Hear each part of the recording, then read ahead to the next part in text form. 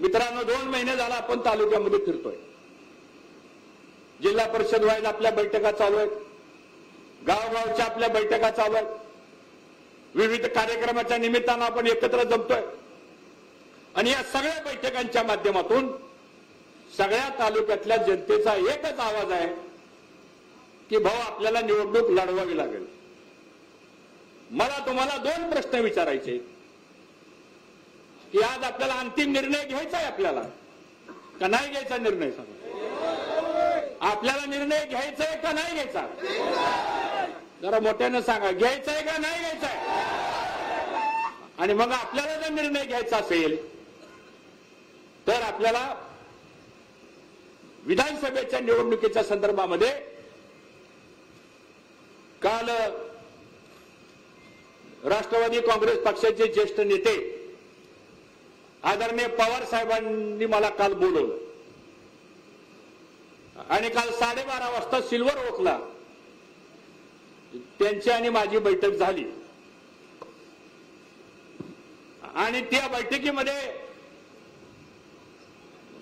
भागवतभाऊ इकडे, त्या बैठकीमध्ये सविस्तर चर्चा झाली आणि पवार साहेब मला म्हणाले की हर्षवर्धन, तुमच्या तालुक्यातल्या बऱ्याच लोकांचा आग्रह आहे की तुम्ही विधानसभेची निवडणूक लढवा.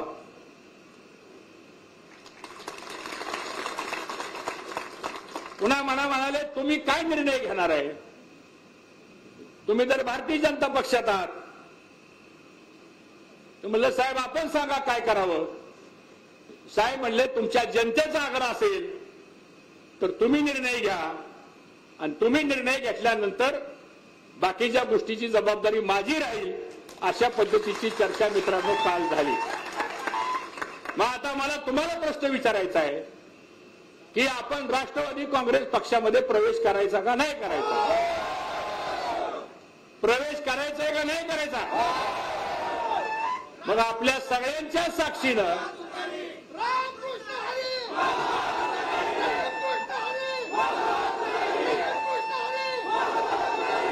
मग आज तुमच्या सर्वांच्या साक्षीनं आपली हा कार्यक्रम झाल्यानंतर सगळे पत्रकार आलेले आहेत. त्या पत्रकारांच्या बरोबर एक पत्रकार परिषद होईल आणि तुमच्या ज्या भावना आहेत त्या भावनेचा आदर ठेवून निर्णय घेतला जाईल हे मी आपल्या सर्वांना सांगतो.